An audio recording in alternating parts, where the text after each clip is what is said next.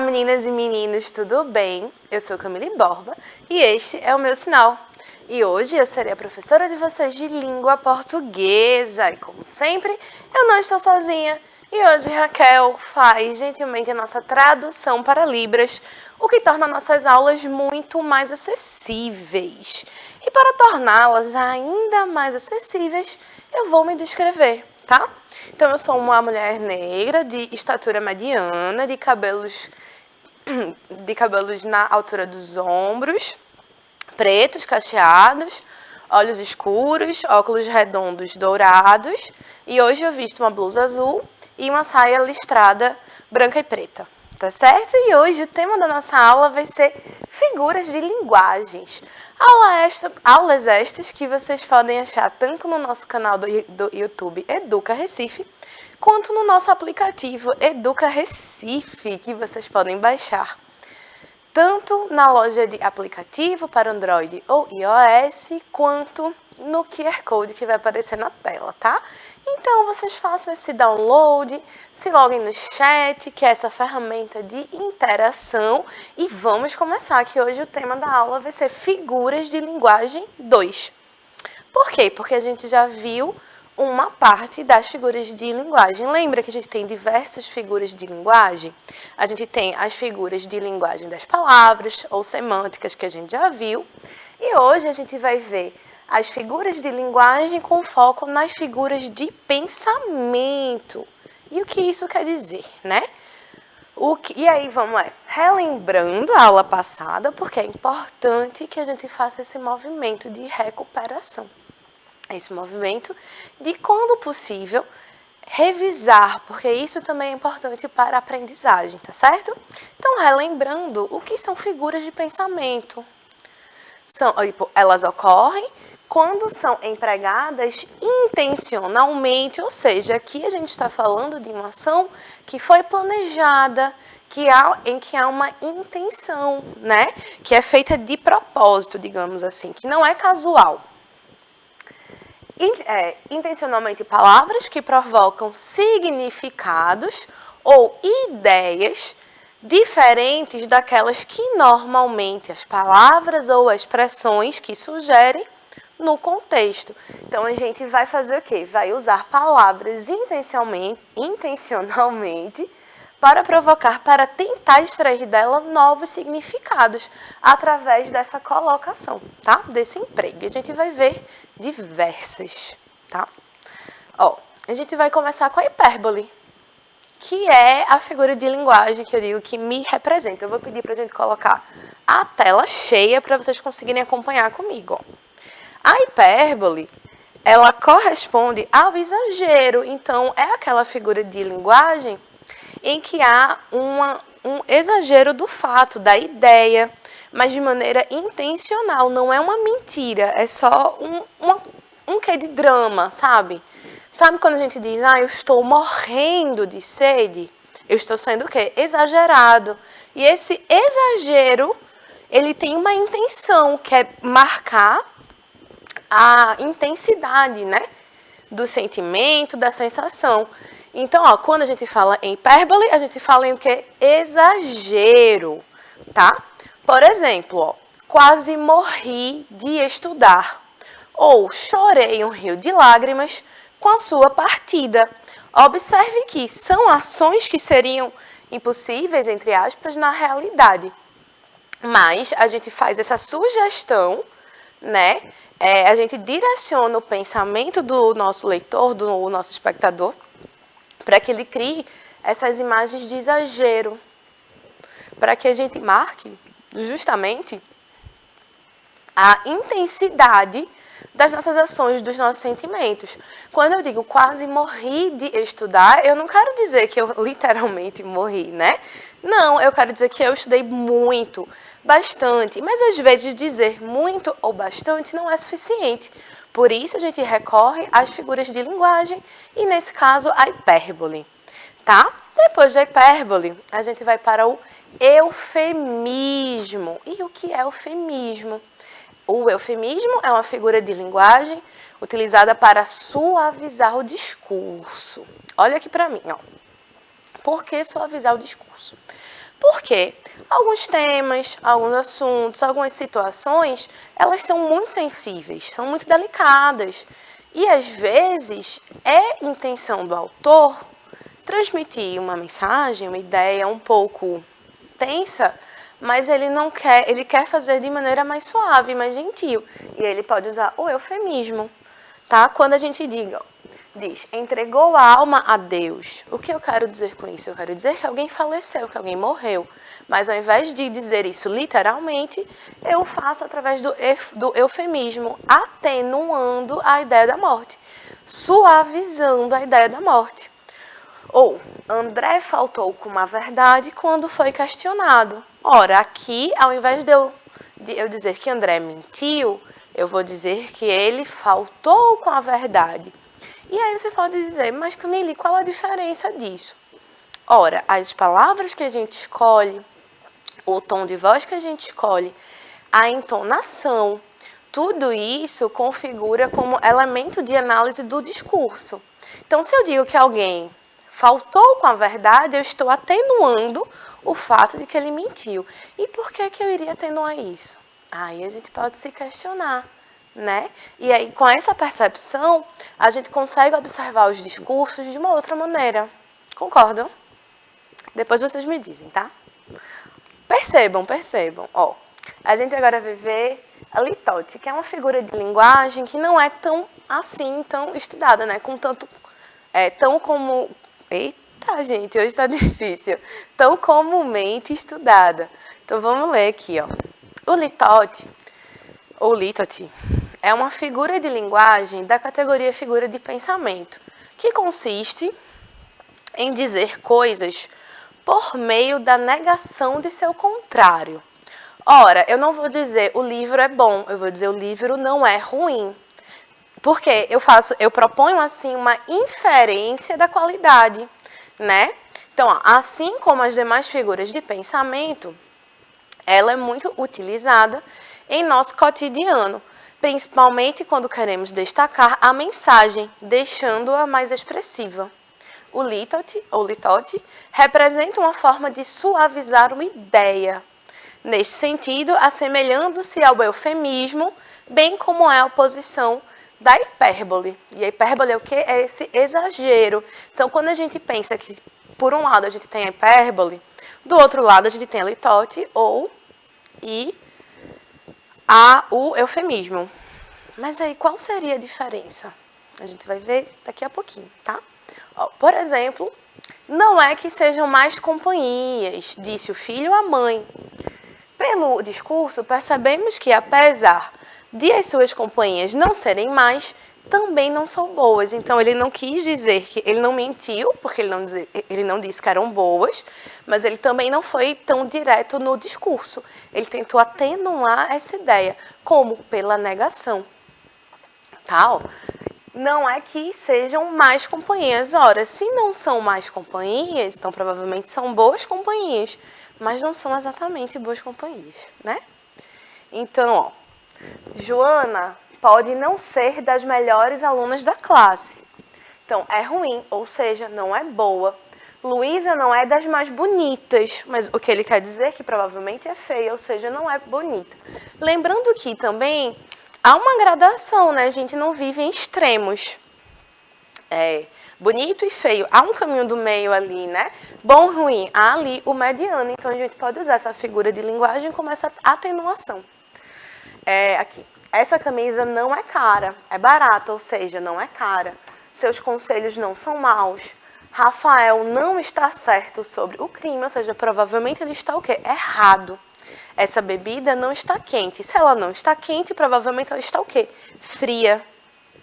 Joia, minha gente. Querem dar uma respirada? Porque agora foi um turbilhão, né? Vamos lá, porque a gente ainda tem muita figura de linguagem para ver. E aí eu pergunto, qual seria a diferença entre essas duas figuras de linguagem? Entre a litote e o eufemismo. Vamos ver? Vamos aprender. Vou pedir para a gente colocar em tela cheia, para que o fundo se destaque. Pronto, ó. O litote e o eufemismo são duas figuras de pensamento que podem causar confusão. Isso porque o eufemismo também é usado para atenuar uma ideia. Por exemplo, Salvador não está mais entre nós. Da mesma maneira, o litote suaviza um enunciado. Mas lembre-se, ele ocorre mediante a negação do contrário. Então, se quando a gente usa um eufemismo, a gente diz Salvador não está mais entre nós, a gente poderia dizer que Salvador não está mais vivo. E aí eu tenho uma suavização através de uma negação. Ficou claro? Vamos lá. Agora para a ironia, que a gente já trabalhou em pelo menos uma aula inteira. Então, ó, a ironia é a representação do contrário daquilo que se afirma, né? Então, por exemplo, ele é tão inteligente que não acerta nada. Ora, se ele é inteligente, como é que ele não acerta nada? Porque eu estou sendo irônico. Eu quero dar aquela alfinetada, mas eu não quero ser direta. Eu quero usar uma palavra com sentido contrário, sabe? Ah, ela é um anjo. Destruiu toda a recepção. Ora, ela é mesmo um anjo? Não, né? Mas aí eu faço esse comentário de maneira irônica. Tranquilo? Ó, e a personificação? A personificação ou prosopopeia, é esse nome enorme, mas a gente pode pensar em personificação.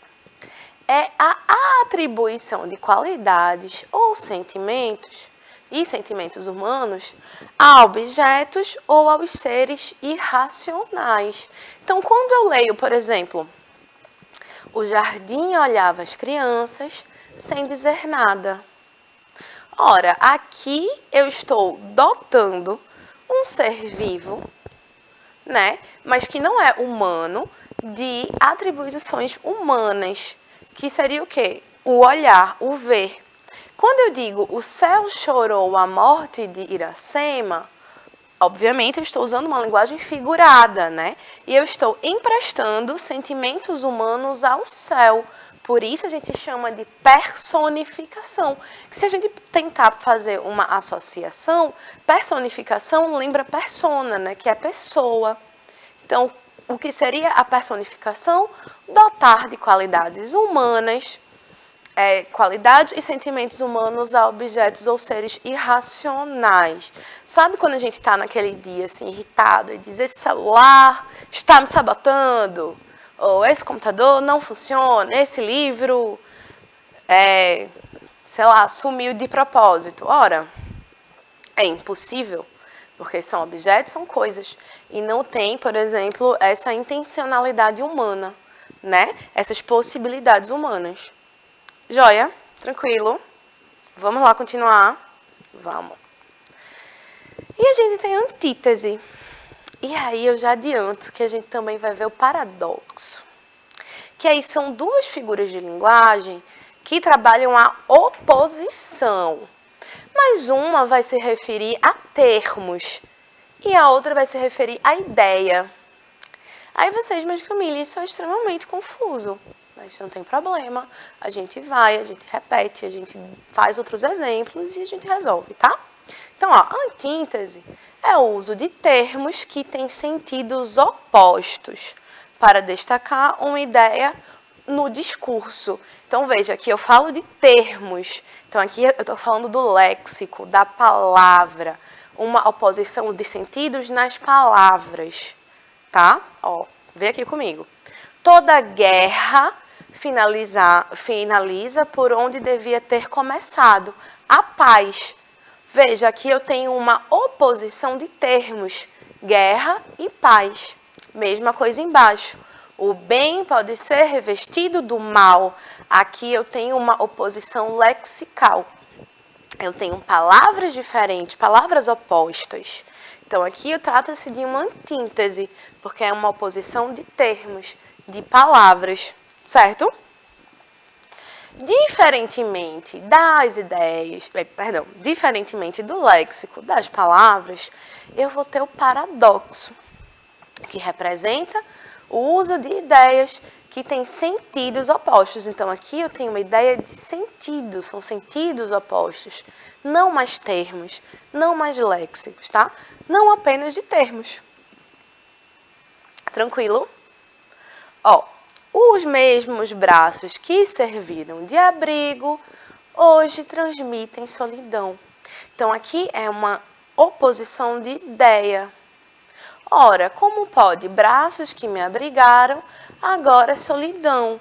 Então, é uma oposição das ideias, não tanto abrigo, solidão, não são necessariamente opostas, mas é a construção da imagem, das ideias, da mensagem, tá? Ó, havia uma inocência maliciosa em seu olhar. Aqui é a mesma coisa, como eu posso ter uma inocência e uma malícia. E aqui a gente está falando num jogo das ideias. Tranquilo? Ó, e como a gente também vai ver aqui essa relação das figuras de linguagem, né, de antítese e paradoxo. Qual seria a principal diferença? A principal diferença eu já adiantei, né, que é justamente essa oposição. Uma delas é uma oposição marcada pelas palavras, a outra é uma oposição marcada pelos pensamentos. Então, em uma, os léxicos, os valores semânticos é que são opostos. E aí, por isso, marcados como uma antítese. Enquanto que, quando a gente cria ideias e pensamentos, imagens, a gente está falando do paradoxo, tá? Ó. O paradoxo, ou oxímoro, também é uma figura que usa sentidos opostos para passar uma mensagem de modo mais intenso. Por exemplo, uma barriga cheia de vazio. Como a gente poderia ter ao mesmo tempo, né? Estar cheia de algo vazio, de algo que não existe, de algo que, na verdade, é o oposto, né, do cheia, mas é nessa ideia.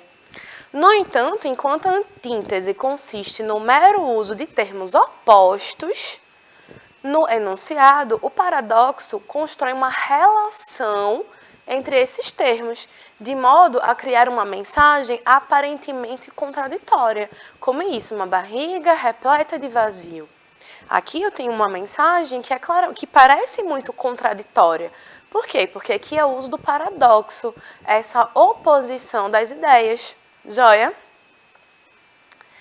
E a gente tem a gradação, que é a apresentação das ideias que progridem de forma crescente, ou seja, do menos intenso para o mais intenso até atingir o clímax, ou decrescente, que aí seria do mais intenso para o menos intenso. E aí a gente vai chamar de anticlímax, porque são movimentos opostos. Um vai do mais intenso para o menos intenso, outro do menos intenso para o mais intenso e o outro do mais intenso para o menos intenso. Vocês entenderam? Do maior para o menor, do menor para o maior. Pronto, essa é a gradação. Sabe quando a gente precisa falar alguma coisa, a gente está querendo atenuar, está querendo impactar aos poucos, então a gente pode ir dando a notícia aos poucos, e aí aumentando a gravidade, ou aumentando a complexidade, aumentando a intensidade. Joia? Ó, exemplos. Inicialmente calma, depois apenas controlada, até o ponto de total nervosismo. Então, reparem que aqui há uma gradação do estado da moça. E aí eu estou dizendo que é moça só porque eu botei a imagem de uma moça, tá? Mas aqui a gente não tem um marcador de sujeito, tá? Não, na verdade tem, gente. Perdão, tá aqui, calma. É uma mulher. É isso. É feminino. Olha, quando eu digo inicialmente calma, depois apenas controlada, até o ponto de total nervosismo. Então, ó, calma, controlada, nervosa. Eu tenho uma gradação que vai do menos intenso para o mais intenso. Então, é uma gradação de clímax, né? Que vai para o menos intenso para o clímax. Então, ó, nesse exemplo, acompanhamos a progressão de tranquilidade até o nervosismo. E aí, por isso, é uma gradação, tá? Tranquilo? A gente vai pensando que a cada verbo, né, novo usado, a gente tem um novo nível de intensidade aí. Ó, e agora, acho que a gente já viu bastante coisa. Vamos exercitar, né? Que é bom para a cabeça, para a gente firmar os conceitos. Ó, gastei 30 dias para ir do Rocio Grande ao coração de Marcela. Já não cavalgava o corcel do cego desejo, mas o asno da paciência, há um tempo manhoso e teimoso. Esse aqui é um trecho de um livro de Machado de Assis chamado Memórias Póstumas de Brás Cubas. Tá? E aqui ele está falando, então, e aí ele está dizendo que ele já não mais cavalga o corcel do cego desejo, mas o asno da paciência, um tempo manhoso e teimoso. Aqui a gente consegue ver o quê? Que ideia aqui está sendo colocada? É um paradoxo, ou seja, é um jogo das ideias? É uma prosopopeia, uma personificação? Eu estou dando sentimentos? É uma antíntese, é uma apóstrofe? É uma antíntese, porque aqui eu tenho principalmente uma posição lexical. Eu tenho aqui o corcel do cego desejo, e depois eu chamo de asno da paciência. Então, aqui é uma oposição lexical de palavras, tá? E a questão 2, ó. Jurema partiu dessa para melhor. Quando eu digo isso, eu estou querendo dizer o quê? Eu estou fazendo uma antíntese, eu estou jogando léxicos opostos, estou usando um paradoxo, que seria uma oposição das ideias, eu estou fazendo hipérbole, estou exagerando ou estou suavizando, usando, portanto, o eufemismo. Letra D, né, gente? O eufemismo, eu estou atenuando a notícia. Não é isso? E a questão 3, que acredito que a última questão, vai ser sobre, e aqui a gente vai pensar um pouquinho mais, ó. Amor é fogo que... Eita, gente, eu já dei a resposta, né? Mas a gente vai discutir também, de novo, não tem problema, ó. Amor é fogo que arde sem se ver, é ferida que dói e não se sente. Então, veja, aqui a gente claramente há uma marcação de oposição, mas ela vai ser lexical ou ela vai ser uma oposição das ideias. Quando eu digo que um fogo que amor é um fogo que arde sem se ver, arder e sem se ver, elas são opostas? Não. Quando eu digo é ferida que dói e não se sente, dor e o não sentir não são necessariamente opostos no campo semântico. Mas quando eu jogo as ideias de amor, é um fogo que arde sem se ver, e uma ferida que dói e não se sente, eu trago o quê? Uma ideia, uma oposição de pensamento. Porque, ora, como poderia uma ferida doer e não se sentir? Um fogo arder e não ser visto? Então, eu tenho aqui um jogo de ideias, tá certo? E aí, como eu já spoilei aqui, é um paradoxo, né? A gente tem uma oposição do campo das ideias. E a nossa aula, na verdade, terminou, mas eu queria conversar com vocês um pouquinho sobre, na verdade, a importância da gente estudar as figuras de linguagem, né? Aqui são todas as referências, tá? Mas eu queria que vocês pensassem assim, ai, Camila, é muito chato decorar o nome, tá? Eu concordo. Mesmo. Até o ato de decorar-se algo, ele não é o mais estimulante, né? É importante quando a gente aprende. Então, veja, já é a segunda aula que eu jogo diversos conceitos, diversas figuras de linguagem. Por quê? Porque a linguagem ela vai ter usos muito diversos. E alguns deles não são denotativos, né? Não são sentidos literais. A gente usa muito a linguagem no sentido figurado. E é importante que a gente aprenda esses mecanismos, né? Essas ferramentas, inclusive para enriquecer nosso texto, e não só o nosso texto escrito, também o nosso texto oral. É importante que a gente consiga reconhecer na escrita, nos textos orais, essas ferramentas. E isso faz com que a gente seja um leitor muito mais autônomo, um leitor muito mais versado em conseguir, e muito mais capaz de conseguir se virar em qualquer situação discursiva. Na verdade, um dos principais objetivos, né, do estudo da linguagem é justamente dotar vocês de uma autonomia, para que vocês consigam adquirir o conhecimento de maneira autônoma, né? Lembrem que eu sempre digo isso o tempo inteiro, que conhecimento é poder. Então, se apropriem dele. É realmente importante você ter autonomia crítica, autonomia de leitura. Se vocês leem bem, têm uma boa interpretação de texto, vocês são, inclusive, muito menos propensos a serem enganados.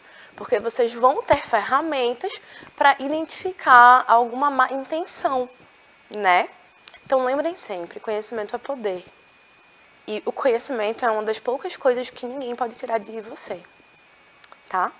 Então, às vezes eu sei que é difícil, que é pesado, que não é tão divertido, mas a vida também é feita de coisas que a gente não quer particularmente fazer, mas a gente precisa fazer. E estudar deveria ser uma delas, tá? Eu acho que eu já falei demais, né, gente? Então, como sempre, é um prazer tê-los aqui. Agradeço a Raquel, que está aqui, ó, guerreira, na aula de figura de linguagem, arrasando, tá? Agradeço a produção maravilhosa que permite que as aulas cheguem até vocês com qualidade. Estão aqui fazendo corações, faço corações de volta, porque é essencial, né? Agradeço a vocês que estão aí assistindo essa aula. Então, como eu sempre digo, qualquer dúvida, qualquer comentário, joga lá no nosso canal do YouTube, que eu vou lá, respondo, a gente pode ter essa troca. Qualquer coisa, coloquem no chat também. E se ficou alguma dúvida, vocês podem revisar essa aula e a aula anterior, tá certo? E relaxem que a gente vai continuar nesse assunto e a gente vai fazer muito uso, muito uso de texto, né? Para ilustrar mesmo, para que vocês enxerguem como essas figuras de linguagem funcionam no texto. Eu só acho melhor primeiro a gente pegar a parte técnica, né? Para saber mais ou menos o que cada figura de linguagem faz. E é isso, gente. Um beijo, até a próxima.